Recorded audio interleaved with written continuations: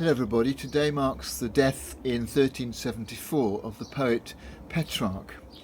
He lived at the crossover point between the time in human history when everything centred around God and belief in God and in trying to interpret the scriptures and live by them, to a period when human beings became central.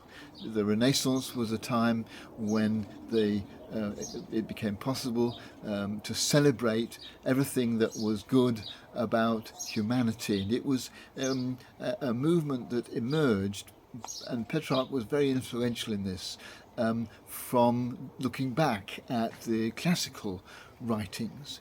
But because Petrarch was and remained throughout his life a committed Christian, he was able to say, yes, we can celebrate humanity, we can celebrate everything that human beings achieve without undermining the importance of faith, because he said everything that human beings are able to achieve is a gift.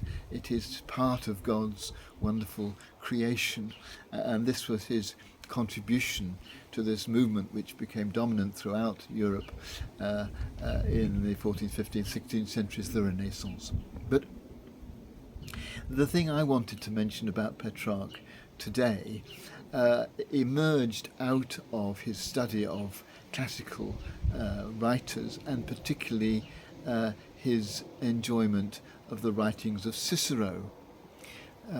Because Cicero, among other things, had a saying, otium cum dignitate.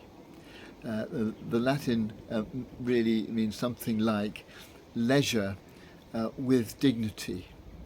And it was a virtue among the Romans that they should work hard when they were working, but when they were not working, they should use their leisure wisely and responsibly and productively.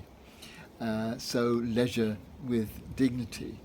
And Petrarch himself struggled to get this balance between the active life and the creative, private, more leisurely life. He was a diplomat, he was a writer, he worked for popes and world leaders.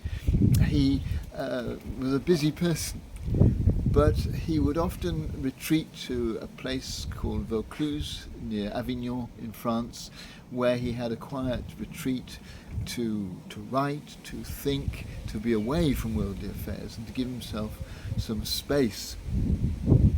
And it seems that sort of balance is something that we all need to be reminded, although we know we need it, we need sometimes to be reminded of it, that as lives seem to get busier and busier, we need to carve out for ourselves space to just be, to think, to reflect, to pray if that's our way of thinking, to examine what we're doing with our lives, to expand our understanding of our own emotions and of the world around us, just to stimulate ourselves with a leisure that has a dignity about it and a creativity about it that can feed back into our working, active lives and make us even more productive than we otherwise would have been.